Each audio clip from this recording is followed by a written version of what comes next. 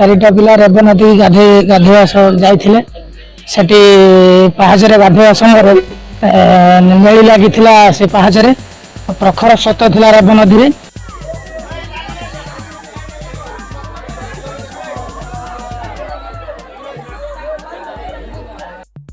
ଅତ୍ୟନ୍ତ ଦୁଃଖଦ ଓ ହୃଦୟ ବିଦାରକ ଘଟଣାରେ ଭଦ୍ରକ ଜିଲ୍ଲା ଧାମନଗର ବ୍ଲକ ଅନ୍ତର୍ଗତ ଦଇପୁର ପଞ୍ଚାୟତର ନାରାୟଣପୁର ଗାଁ ନାଥସାହିର ଚକ୍ରଧର ନାଥଙ୍କ ସାନ ଝିଅ ଇପ୍ସିତାଙ୍କ ଅକାଳ ବିୟୋଗ ସମଗ୍ର ଅଞ୍ଚଳକୁ ଶୋକାକୁଳ କରିଦେଇଛି। ରେବ ନଦୀକୁ ଯାଇଥିବା ସମୟରେ ଅଘଟଣବଶତଃ ପାଣିରେ ବୁଡ଼ି ଯାଇଥିବା ଇପ୍ସିତାଙ୍କୁ ଉଦ୍ଧାର କରି ତୁରନ୍ତ ଭଦ୍ରକ ଜିଲ୍ଲା ମୁଖ୍ୟ ଚିକିତ୍ସାଳୟକୁ ନେଇଯାଇଥିଲେ ମଧ୍ୟ ଡାକ୍ତର ତାଙ୍କୁ ମୃତ ଘୋଷଣା କରିଥିଲେ।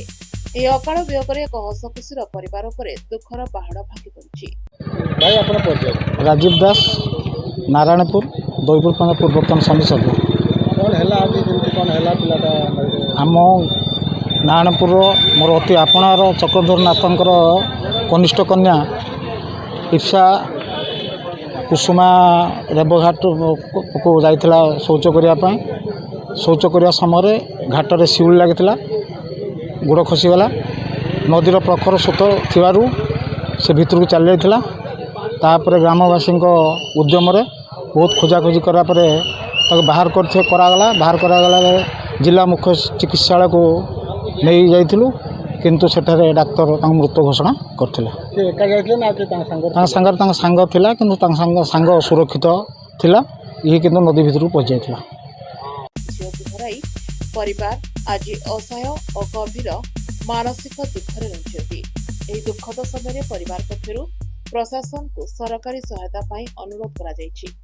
तेणु भद्रक जिला प्रशासन और संपृक्त अधिकारी माने मानविकतार सह घटनाटी को विचार करी नियम अनुसार यथा संभव सरकारी सहायता शीघ्र प्रदान करने को परिवार और अंचलवासी पक्षरु निवेदन। धीरेन कुमार घोष। जो दुखद घटना घटी नारायणपुर ग्राम कौन कह चारिटा पिला रेब नदी गाधोଇବା ଯାଇଥିଲେ।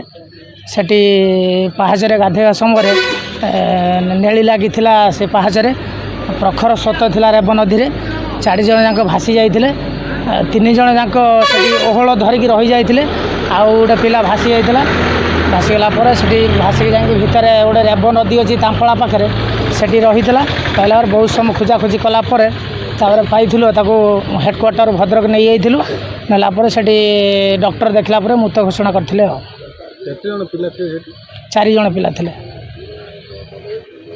ଏହି ଅସହ୍ୟ ଦୁଃଖ ସମୟରେ ସରକାରୀ ସହାୟତା ପରିବାର ପାଇଁ ଏକ ବଡ଼ ଆଶ୍ୱାସନ ହୋଇପାରିବ। ଇପ୍ସିତାଙ୍କ ଅକାଳ ବିୟୋଗରେ ଗଭୀର ଶୋକ ଓ ଶ୍ରଦ୍ଧାଞ୍ଜଳି। ଭଗବାନ ଶୋକ ସନ୍ତପ୍ତ ପରିବାରକୁ ଏହି ଅପୂରଣୀୟ କ୍ଷତି ସହିବା ପାଇଁ ଶକ୍ତି ଓ ସାହସ ପ୍ରଦାନ କରନ୍ତୁ। ଭଦ୍ରକର ପ୍ରଭାକର ବାରିକ ରିପୋର୍ଟ,